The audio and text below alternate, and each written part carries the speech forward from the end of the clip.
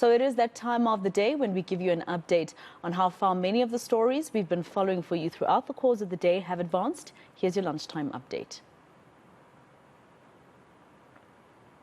Our reporters on the ground, Aviwe Mtila is in Cape Town. We've got Nqobile Madlala in Durban and Moloto in Bloemfontein. They join us now from the ground. Aviwe, let's start with you. New information continues to be uncovered in this Thabo Bester and Nqobile saga, the prison break scandal. Bester was allegedly able to move in and out of Mangaung Correctional Facility even before he escaped. What can you tell us? Well, we saw those headlines, making the front pages in the Sunday papers. Thabo Bester and Nqobile luxurious getaways.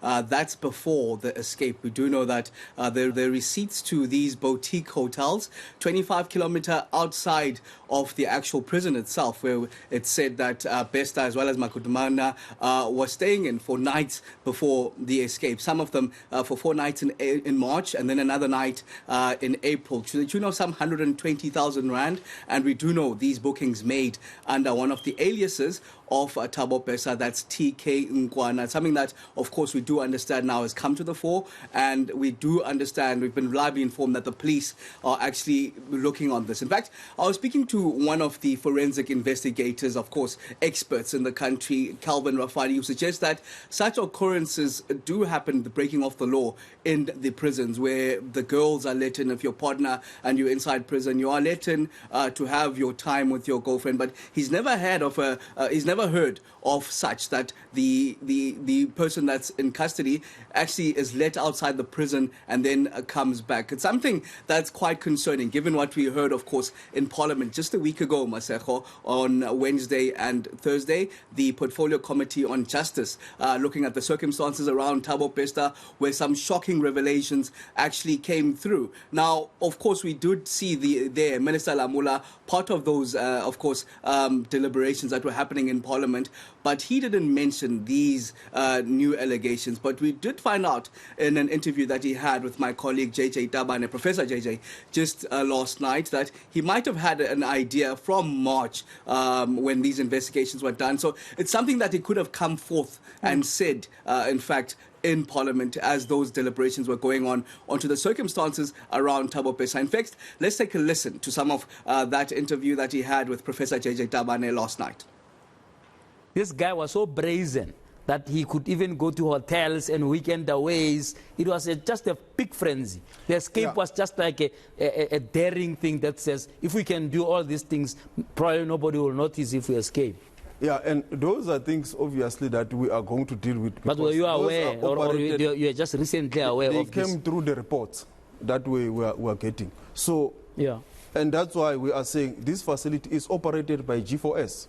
So G4S will have to deal with this on that context. On the in and out of holidays and so on, when did you know about this in terms of your own reports? When did you know that this was happening?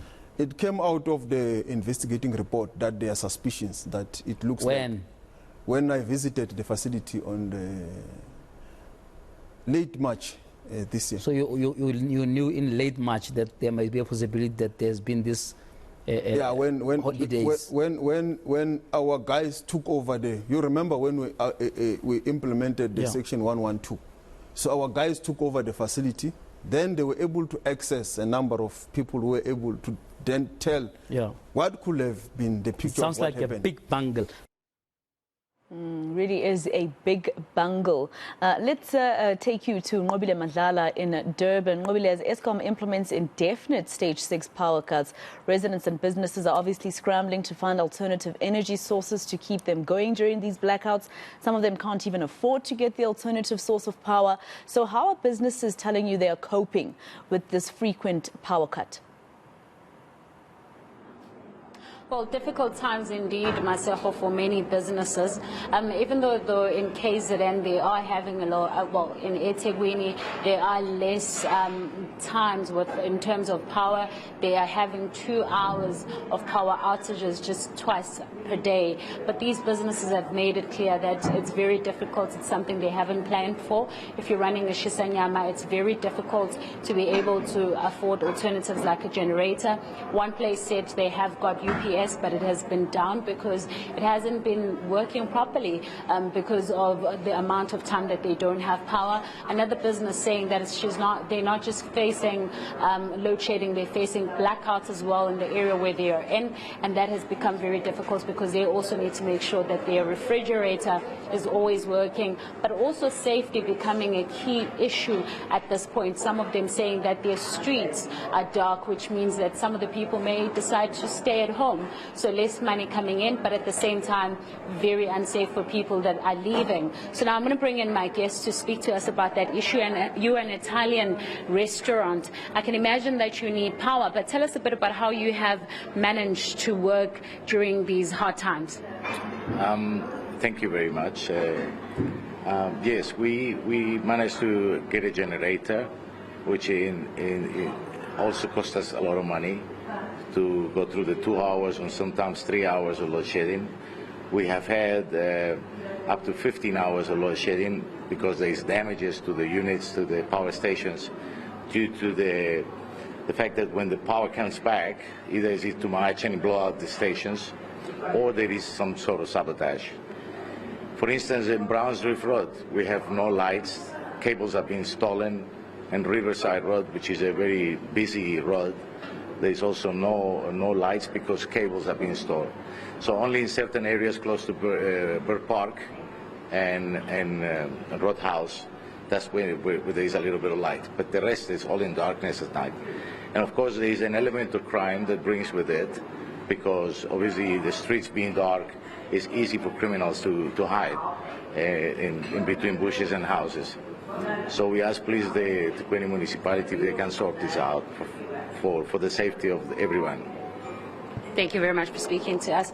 Well, you can hear there, Masejo, another concern in terms of crime, but also just saying that people are finding it very difficult. It's not just the restaurants, businesses that have to deal with it, but also people that are at home finding it very difficult. All right, let's take you to Moloto in the Free State in Bloemfontein. The ANC in that province, Moloko, heading to court this week to challenge the election of Papi Mokoena as the new mayor of Mangaung. But it's the party itself that decided to not form part of that special council sitting. Have they explained why? Well, Masero, for a couple of weeks, the Mangaung Metro did not have the executive mayor following the ANC's decision to fire Nqobile Sisiyonzana. And just when there seemed to be headway in that last week, we saw Papi Mokoena. Of course, he's not from the ANC. He's from one smaller party here.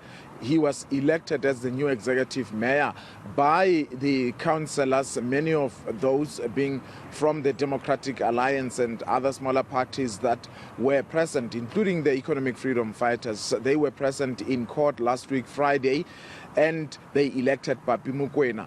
The ANC decided not to attend that particular meeting.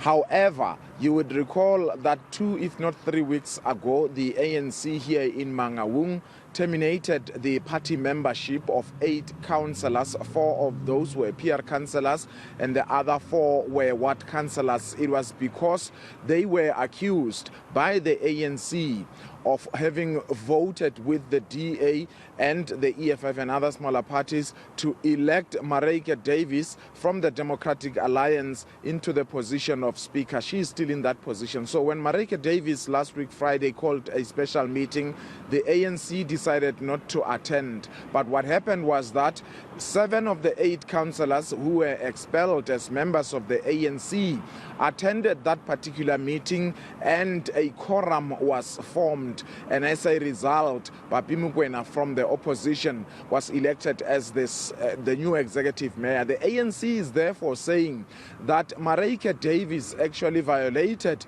a court order because the ANC was granted an interim court order on the very same day of that special council meeting. Essentially, that court order is instructing the 7 councillors who were previously councillors of the ANC, instructing them not to attend that particular meeting. Nonetheless, they attended. Of course, the ANC is going to be in court tomorrow. They want that particular council meeting to be set aside. Let's listen to Jabu Mbalula, who speaks for the ANC in the province of the Free State. immediately when the order was issued, the African National Congress, through our lawyers, this was immediately communicated to all the 7 councillors.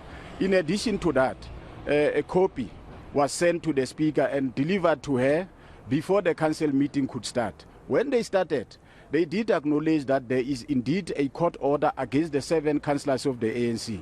And what are the implications of such a decision of court? You know, but still, they decided to continue, even though the Speaker herself did acknowledge that this would be put in the agenda of council as an addendum and that they will discuss it towards the end of the council meeting. So all of that did not happen. So you can see that people ignorantly decided to ignore the court order. So as we go to court tomorrow, among other things, we will be requesting the court to look at the issue of the contempt of court. Right, that was your All Angles Lunchtime update here on eNCA with reporters Moloko, Moloto, Nqobile Madlala and Aviwe Mtila.